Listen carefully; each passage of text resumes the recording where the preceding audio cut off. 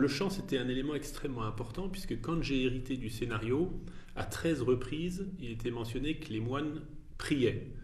Mais la question qui m'a été vite posée par Guillaume Bonnier, le premier assistant du film, c'est quand il y a marqué les moines prient, qu'est-ce qu'on fait? C'est-à-dire, où sont-ils? Bon, là en l'occurrence, généralement à la chapelle, mais dans cette chapelle, qu'est-ce qu'il y a? Comment sont-ils disposés?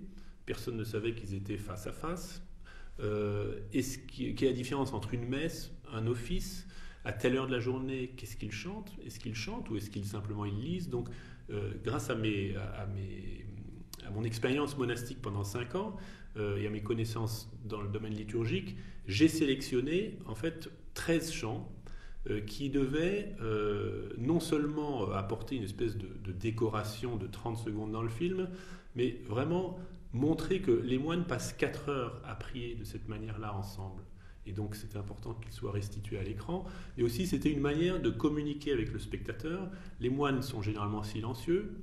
On ne peut pas faire un film où personne n'échange aucune parole. Alors, il y a des réunions communautaires, mais pour celui qui est attentif aux paroles des chants, il va comprendre progressivement aussi qu'il y a une référence religieuse, spirituelle, qui est chantée et que les moines non seulement chantent pour le plaisir de chanter, mais c'est une prière et qu'en fait cette prière donne des indications sur leur motivation profonde, sur ce qui les habite.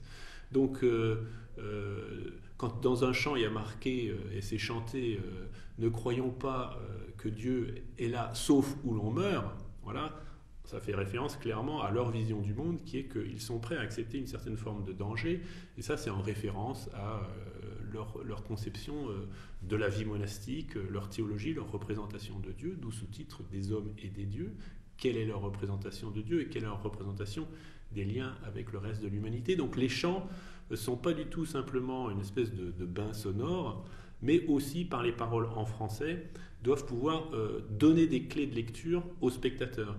Et de ce point de vue-là, j'ai trouvé que le choix de Xavier Beauvois de donner une place importante aux chants dans le montage, et même de les utiliser un peu comme des chœurs qu'on trouve dans la tragédie grecque, hein, avec tout à coup finalement une reformulation liée à l'action, hein, c'est pas du tout quelque chose qui est là pour de la décoration, mais tout à coup, quand on dit voilà telle personne a été assassinée, on les voit prier, on sent que dans les paroles qui sont chantées, on prend en compte cet événement et on lui donne un sens. Voilà.